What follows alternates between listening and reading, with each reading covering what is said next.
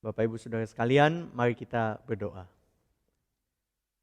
Bapak, kami bersyukur hari ini boleh kembali bersama-sama dengan orang percaya di seluruh dunia merayakan kemenangan-Mu, kebangkitan-Mu.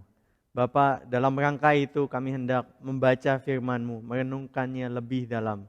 Kami berdoa supaya kebenaran firman-Mu boleh masuk ke dalam kehidupan kami dan mewarnai setiap langkah kehidupan. Kami berdoa Bapa sebentar kalau kami mau membaca firman Tuhan, Roh Kudus boleh berbicara kepada kami sambil kami merenungkan. Kami berdoa menyerahkan setiap kami untuk dijamah dan diubah. Di dalam nama Tuhan Yesus kami berdoa. Amin. Bapak Ibu Saudara sekalian, setiap orang di masa-masa ini berada dalam penantian. Ada orang yang menanti bisa beraktivitas normal di luar rumah. Yang sakit menanti untuk sembuh. Ada yang menanti untuk bisa pulang ke Indonesia, menengok keluarga, teman, tapi nggak tahu kapan bisa terwujud. Ada yang harap-harap cemas karena pekerjaannya beresiko kena pecat. Ada yang di PHK menantikan pekerjaan baru. Ada yang menantikan pendapatan kembali seperti semula bagi mereka yang punya restoran, yang bawa Uber atau taksi. Saya teringat satu peristiwa di mana saya menyaksikan satu keluarga yang ditinggalkan orang terkasih. Begitu pilu. Dan ketika mendampingi ziarah ke makam beberapa waktu kemudian, terlihat betapa yang ditinggalkan ngobrol di depan pusaranya, di depan kuburannya. Seolah-olah almarhum masih hidup. Nyata kerinduan yang mendalam saat menyaksikan percakapan itu di hari yang sendu. Bapak Ibu Saudara sekalian, kita semua sedang menantikan tentang satu atau lain hal. Dan penantian bisa begitu menyesakkan. Namun Bapak Ibu Saudara sekalian, kita sebagai orang percaya di masa Paskah ini diingatkan untuk tetap mengingat kebenaran Injil. Tidak mengabaikan kebenaran bahwa Yesus mati dan Ia bangkit kembali. Orang punya berbagai macam konsep tentang kematian. Reinkarnasi bagi umat Buddha dan Hindu. Atau ada orang yang merasa kematian akan mengakhiri segalanya. Tidak berbekas bagi kaum ateis. Pada masa Paulus, di zaman Yunani Romawi kuno, banyak orang percaya bahwa kematian memadamkan kehidupan sepenuhnya. Atau kalaupun bersambung, maka akan dilanjutkan dengan kondisi yang sangat berbeda. Menjadi bayang-bayang di bawah dunia, di dunia bawah. Dan tidak lagi penting untuk selama-lamanya. Mereka hilang dan terlupakan. Sedangkan konsep wujud fisik setelah kematian seperti yang Yesus tunjukkan dengan makan ikan goreng, dengan menampakkan diri kepada murid-muridnya yang lain, dianggap menggelikan bagi orang-orang terpelajar. Kenapa? Karena konsep seperti itu hanya didapat dalam dongeng-dongeng yang populer pada waktu itu. Di tengah penolakan inilah Paulus menuliskan perikop kita. Pertama-tama di bacaan kita ayat 1-10, Paulus menjelaskan bukti historis kebangkitan Yesus sebagai dasar yang kuat bagi argumennya. Kebangkitan Yesus adalah buah sulung Bapak Ibu Saudara sekalian. Contoh akan apa yang akan kita semua sebagai orang percaya alami kalau kita mati kelak. Kita akan dibangkitkan sama seperti Kristus. Di ayat 1 dan 2 dikatakan demikian. Dan sekarang saudara-saudara, aku mau mengingatkan kamu kepada Injil yang aku beritakan kepadamu. Dan yang kamu terima dan yang di dalamnya kamu teguh berdiri. Di ayat 1 ini Bapak Ibu Saudara sekalian, Paulus menggunakan satu model kalimat. Aku beritakan kepada kamu dan kamu terima. Ini ungkapan yang umum pada waktu itu menyatakan bahwa apa yang Paulus sudah terima, berita Injil itu, ia tidak ubah-ubah. Dan ia sampaikan kepada jemaat dan orang-orang yang ada di Korintus tanpa sedikit pun diedit atau disunting. Ini adalah berita yang Paulus terima dan tidak Paulus ubah sedikit pun. Ia beritakan kepada mereka semua dan mereka semua terima. Apakah berita itu? Ayat 2. Oleh Injil itu kamu diselamatkan, asal kamu teguh berpegang padanya seperti yang telah kuberitakan kepadamu. Kecuali kalau kamu telah sia-sia saja menjadi percaya. Ini adalah berita Injil yang begitu penting bagi jemaat pada waktu itu. Berita yang harus mereka percayai. Karena kalau mereka sekedar dengar saja dan mengabaikannya, itu sama seperti sia-sia menjadi percaya. Setiap orang percaya, kata Paulus, harus betul-betul mengimani berita Injil. Ayat 3, sebab yang sangat penting telah kusampaikan kepadamu, yaitu apa yang telah kuterima sendiri. Ialah bahwa Kristus telah mati karena dosa-dosa kita sesuai dengan kitab suci. Bahwa ia telah dikuburkan dan bahwa ia telah dibangkitkan pada hari yang ketiga sesuai dengan kitab suci. 2 kali Paulus mengutip seperti yang ditulis dalam kitab suci. Dan satu hal yang kita perlu tahu Bapak Ibu Saudara sekalian, pada zaman itu Alkitab khususnya perjanjian baru belum terbentuk. Yang orang-orang percaya miliki adalah perjanjian lama. Jadi ketika Paulus bilang Kristus telah mati karena dosa-dosa kita sesuai dengan kitab suci. Kristus telah dikuburkan dan ia dibangkitkan pada hari yang ketiga. Ketiga hal ini yang ada dalam kitab suci merujuk pada catatan yang ada di kitab Yesaya 53 ayat 3 sampai 12 dan di beberapa kitab yang lain. Ini yang terutama dipikirkan oleh Paulus. Catatan tentang hamba Allah yang menderita, yang menggantikan dan membenarkan setiap orang percaya. Bapak Ibu Saudara sekalian, berita Injil tidak berhenti sampai di situ. Tidak berhenti sampai kematian dan kebangkitan Kristus. Di ayat 5 dilanjutkan bahwa ia telah menampakkan diri kepada Kefas dan kemudian kepada ke-12 muridnya. Itu Tuhan Yesus menampakkan diri kepada Kefas, nama Aramnya Petrus, dan kepada ke-12 murid yang lain. Kemudian sesudah itu ia menampakkan diri kepada lebih dari 500 saudara sekaligus. Kebanyakan dari mereka masih hidup sampai sekarang. Tetapi beberapa di antaranya telah meninggal. Bapak Ibu Saudara sekalian, Paulus menyatakan bahwa berita ini bukan hanya Paulus dan rasul-rasul lain yang tahu, tetapi juga ada begitu banyak saksi-saksi mata. Ada 500 orang yang melihat Yesus setelah kematian dan kebangkitannya.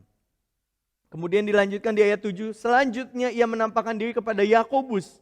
Yakobus adalah saudara tiri Tuhan Yesus yang kemudian akan menjadi pemimpin gereja di Yerusalem. Kemudian kepada semua rasul.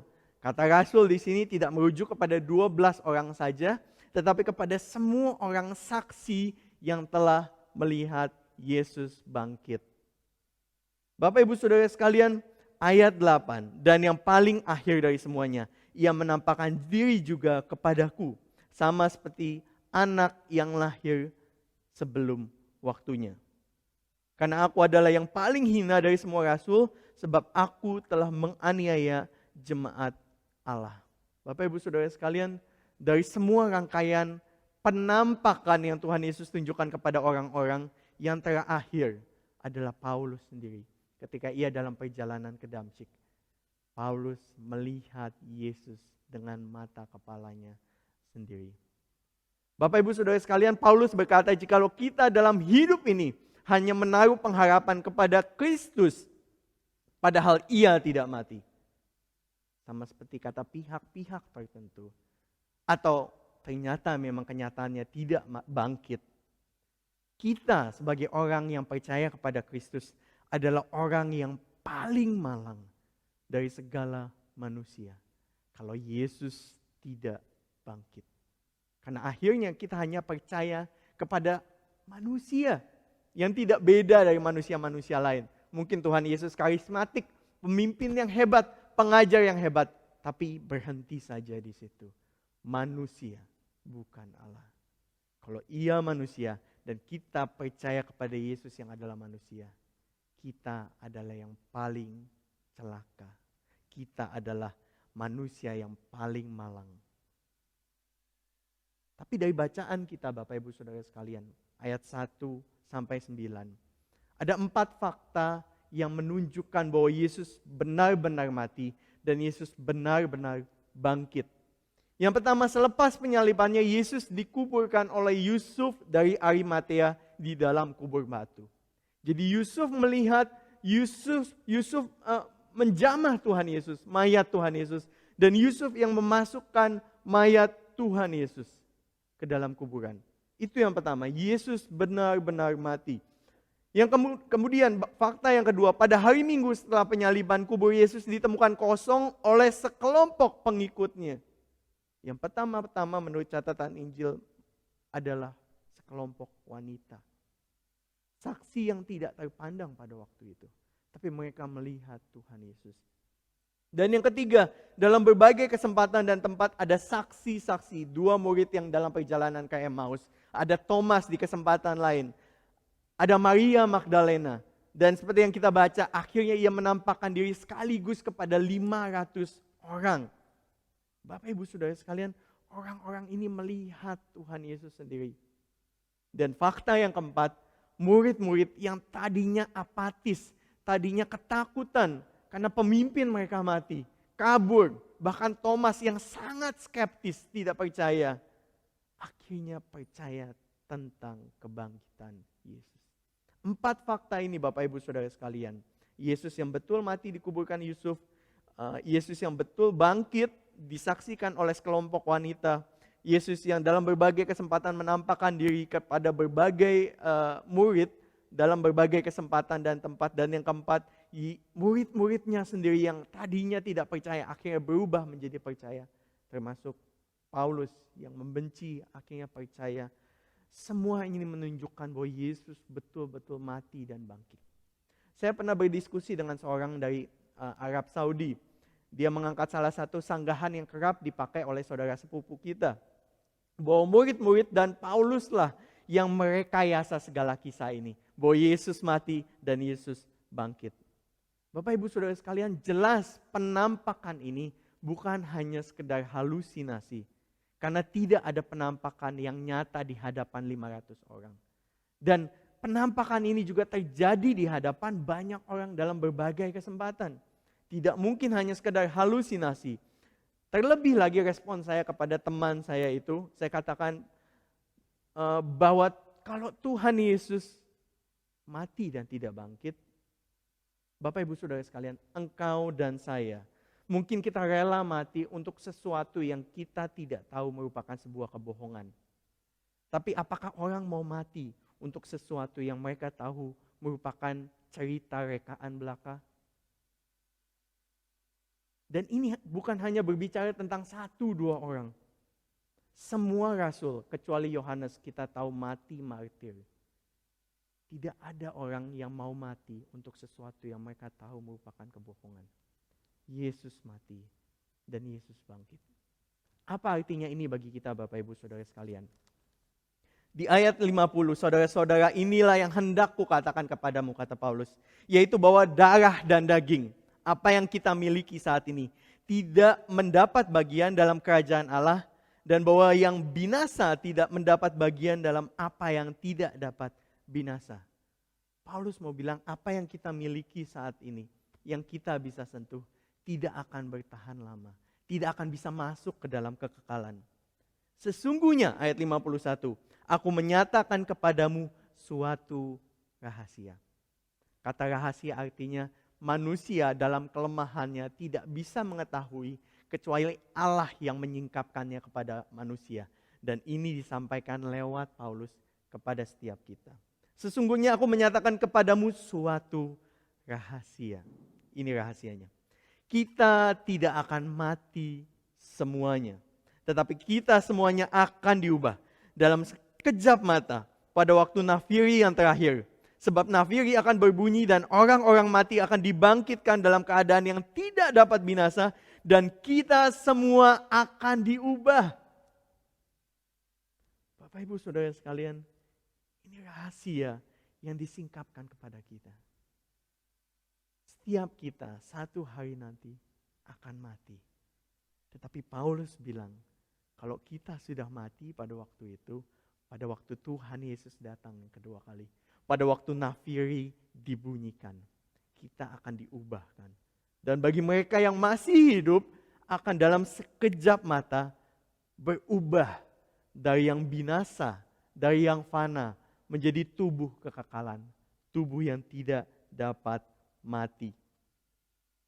Karena yang dapat binasa, ayat 53 ini. Karena yang dapat binasa ini harus mengenakan yang tidak dapat binasa, dan yang dapat mati ini harus mengenakan yang tidak dapat mati. Dan sesudah yang dapat binasa ini mengenakan yang tidak dapat binasa, dan yang dapat mati ini mengenakan yang tidak dapat mati, maka genaplah firman Tuhan yang tertulis oleh Nabi Hosea dan Nabi Yesaya. Maut telah ditelan dalam kemenangan. Hai maut, di manakah kemenanganmu? Hai maut, di manakah sengatmu? Sengat maut ialah dosa, dan kuasa dosa ialah hukum Taurat. 57. Tetapi syukur kepada Allah yang telah memberikan kepada kita kemenangan oleh Yesus Kristus Tuhan kita. Bapak Ibu Saudara sekalian, gak ada yang bisa lepas dari maut. Gak ada yang bisa luput dari kematian. Tetapi syukur kepada Yesus Kristus yang memberikan kemenangan kepada kita kalau kita beriman kepada Tuhan Yesus. Syukur kepada Allah. Lantas apa aplikasinya buat kita? Apa artinya kalau kita percaya Yesus betul mati dan betul bangkit? Apa artinya kalau kita percaya bahwa nanti apa yang terjadi pada Tuhan Yesus akan juga kita alami? Apa artinya ini? Leo Tolstoy, seorang penulis kenamaan dari Rusia berkata, "Everybody thinks of changing humanity and nobody thinks of changing himself." Setiap orang berpikir ingin mengubah dunia karena dunia tidak sesuai dengan pandangannya. Setiap kita mungkin bahkan ketika kita menyebarkan info, memforward suatu WhatsApp teks, kita berharap bahwa teks yang kita kirimkan bisa mengubah orang yang menerimanya. Tetapi berbeda di sini, Paulus menceritakan sendiri dampak dari kebenaran tentang Injil, dampak kebenaran tentang kematian dan kebangkitan Kristus dalam kehidupannya. Di ayat 10 Paulus berkata, "Tetapi karena kasih karunia Allah, aku adalah sebagaimana aku ada sekarang. Dan kasih karunia yang dianugerahkannya kepadaku tidak sia-sia. Sebaliknya aku telah bekerja lebih keras daripada mereka semua. Tetapi bukannya aku, melainkan kasih karunia Allah yang menyertai aku." Paulus berkata, ketika dia melihat dirinya bertobat dari seorang penganiaya jemaat, menjadi pemberita Injil, rasul bagi bangsa-bangsa lain selain Israel. Yang Paulus lihat adalah kasih karunia Allah yang tidak ternilai, yang tidak layak ia terima. Pemberian ini cuma-cuma, dan pemberian ini tidak diterima, take it for granted. Dia tidak terima asal terima. Sebaliknya, dia melihat bahwa kasih karunia Allah itu bekerja mendorong dia untuk makin bekerja giat. Lebih giat bahkan dikatakan dari rasul-rasul yang lain. Tapi bukan karena dia lebih giat, tapi karena kasih karunia Allah yang menyertai dia. Salah satu bukti rahmat Allah telah bekerja dalam hidup seseorang bisa kita lihat dari kesaksian hidupnya. Jadi kita bisa tahu seberapa besar konsep ini masuk ke dalam kehidupan seseorang kalau kita bisa melihat hidup seseorang berbuah. Minggu lalu, Pendeta Darwin dalam khotbahnya di Efesus 4 menyampaikan bahwa pertumbuhan tidak bisa terjadi kalau kita tidak punya pemahaman yang benar. Tapi sekarang kalau kita punya pemahaman yang benar bahwa Yesus mati, Yesus bangkit, dan setiap kita akan mengikuti teladan Yesus kelak ketika Tuhan Yesus datang yang kedua kalinya. Oleh sebab itu, bukankah harusnya kita berkarya lebih lagi? Efesus 4 ayat 1 mengatakan, "Sebab itu Paulus menasihatkan kamu," kata Paulus, "aku orang yang dipenjarakan karena Tuhan, supaya hidupmu sebagai orang-orang yang telah dipanggil berpadanan dengan panggilan itu." Paulus menganjurkan setiap orang yang sudah menerima panggilan ini supaya betul-betul hidup sesuai dengan panggilan yang mereka sudah terima. Maka di masa-masa ini Bapak Ibu Saudara sekalian, gereja berjuang, berpikir apa yang harus kita kerjakan di masa-masa yang tidak biasa ini. Gereja mengutamakan dua hal. Yang pertama, kumpul-kumpul online. Tapi bukan sembarang kumpul-kumpul Bapak Ibu Saudara sekalian. Melainkan persekutuan di mana tiap-tiap orang, bukan pendeta saja, bukan pemimpin kedrup saja, kelompok hidup. Tetapi semua orang, tiap-tiap orang menyatakan kebenaran kepada satu sama lain di dalam kumpul-kumpul online itu. Menyatakan kebenaran di dalam kasih. Bukan berarti ngobrol keseharian gak boleh di kedrup. Bukan berarti guyon receh itu haram. Namun karena kita tahu setiap kita punya bagian. Kita punya tanggung jawab untuk mengungkapkan firman kepada satu sama lain. Dan karena kita tahu hanya dengan menyatakan firman, kita bisa membantu sesama kita bertumbuh makin lama menjadi makin serupa Kristus. Ini yang kita mau kerjakan sebagai gereja di masa-masa yang tidak biasa ini. Dan yang kedua, minggu ini Bapak Ibu Saudara sekalian, kita sudah mulai program Sunday School yang unik, di mana tantangan pada masa ini membuat mungkin anak-anak bisa jadi terpinggirkan. Anak-anak jadi kelas 2, yang penting orang tuanya bisa mengikuti ibadah online di YouTube, anak-anak jadi suplemen. Tapi bukan demikian Bapak Ibu Saudara sekalian. Pada program Sunday School yang baru, kita memberdayakan orang tua agar tetap mengajar anak-anak mereka berdasarkan apa yang sudah mereka dengar di hari Minggu. Dan sepanjang minggu berikutnya, orang tua akan mendidik anak-anak mereka sesuai kebenaran. Dan sekali lagi, menyatakan kebenaran firman untuk menumbuhkan anak-anak.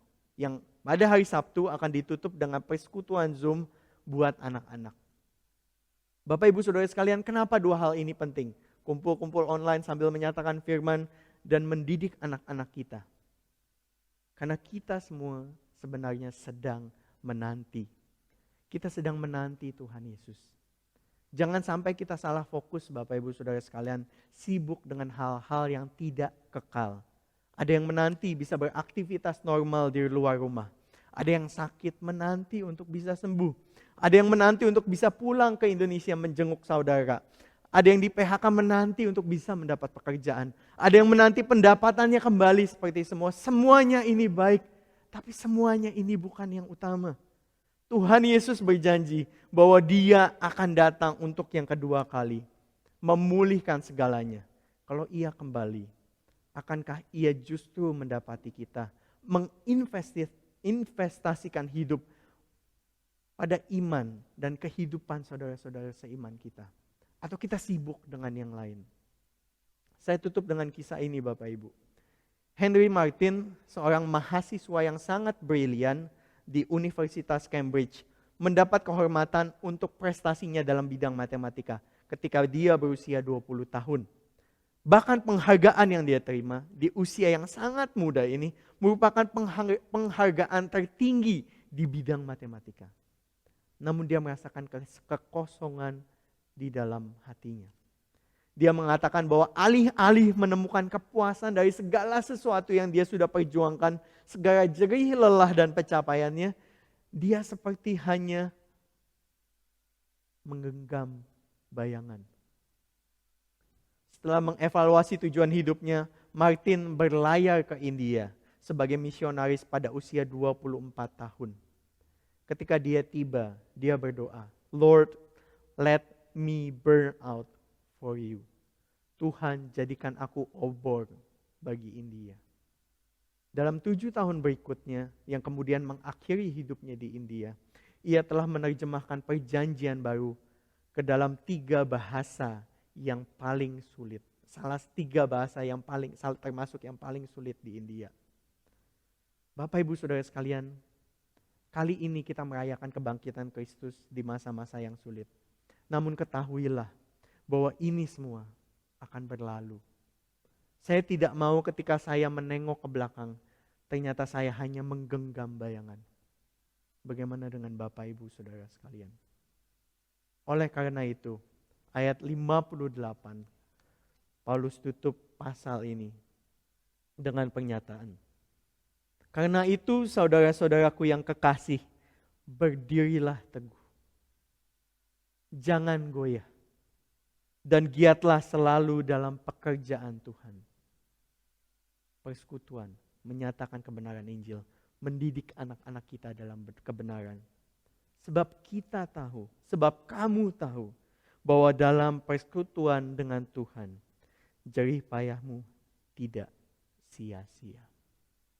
Kiranya firman Tuhan ini boleh terus meneguhkan iman kita. Mari kita berdoa. Bapa, kami bersyukur untuk firman-Mu. Kami bersyukur karena kami menyembah Allah yang hidup.